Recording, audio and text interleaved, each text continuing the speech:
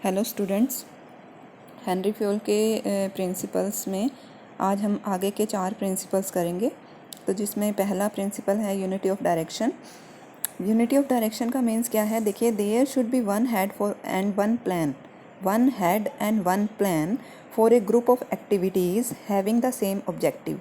Means कि एक objective को अचीव करने के लिए जो हम different group of activity perform कर रहे हैं उसके लिए एक ही हेड होना चाहिए, मतलब एक सुपीरियर होना चाहिए, और उसके वो सुपीरियर एक ही प्लान उसके लिए बनाए। फॉर एग्ज़ाम्पल कि एक ऑटोमोबाइल कंपनी है और वो अपने 2 प्रोडक्ट बना रही है, जैसे कि स्कूटर और कार। तो अब क्या होना चाहिए? स्कूटर और कार दोनों के लिए अलग अलग 2 डिवीज़न होने चाहिए और उस दोनों डिवीज़न को एक एक सुपीरियर के अंडर चलाना चाहिए, और वो सुपीरियर उसका अल्टीमेट हेड होना चाहिए, और वो हेड ही उसके लिए सारी प्लानिंग करेगा और सारी एक्टिविटीज़ को कंट्रोल करेगा।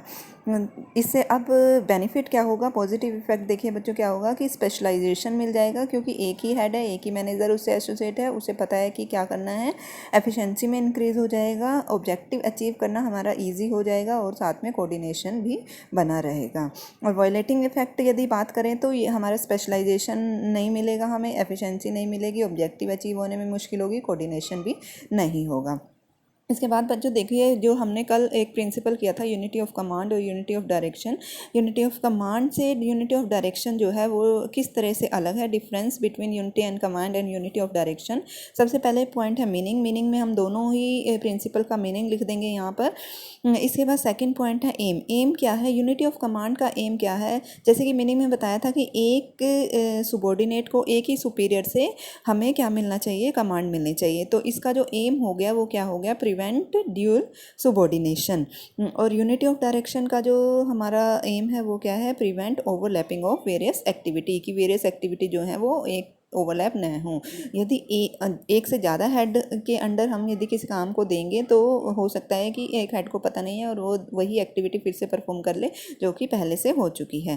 थर्ड पॉइंट है हमारा इम्प्लीकेशन में यूनिटी ऑफ कमांड में क्या लिखेंगे हम? It affect an individual employee की, ये एक इंडिविजुअल एम्प्लॉय को इफेक्ट करता है, और जो यूनिटी ऑफ डायरेक्शन वो पूरी हमारी ऑर्गेनाइजेशन को इफेक्ट करता है।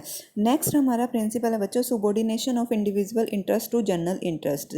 देखिए ये प्रिंसिपल क्या कहता है? According to this principle the interest of an organisation should be take priority और should be give priority over the interest of an individual employee. Means क्या है कि यदि किसी मैनेजर को या यदि किसी एम्प्लॉय को कोई ऐसा डिसीज़न लेना है जिस डिसीज़न से उसे उसका खुद का लॉस हो रहा है बट ऑर्गेनाइजेशन का बेनिफिट हो रहा है, तो ही और she has to take that decision. That is subordination of individual interest. अपने हित को ध्यान नहीं रखना है बल्कि किसके हित को ध्यान रखना है? हमें ऑर्गेनाइजेशन के हित को ध्यान रखना है। फॉर एग्जाम्पल यहाँ पर दिया गया है एक परचेज मैनेजर है और उसे कुछ रॉ मटेरियल परचेज करना है, और उसी परचेज में उसी रॉ मटेरियल में उसका बेटा भी डील कर रहा है। तो उसे क्या चाहिए कि यदि मार्केट में वो पहले सर्वे करे, रिसर्च करे, और जहाँ से उसको वो सस्ता मिल रहा है वहाँ से परचेज़ करे।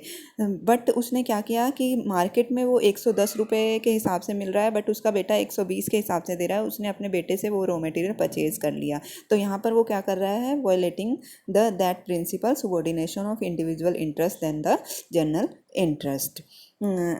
इसके बाद नेक्स्ट हमारा जो प्रिंसिपल है बच्चों वो क्या है? Remuneration to employees. Remuneration to employees क्या कहता है? According to this principle the employee should be paid fair remuneration which should be give them at least a reasonable standard of living.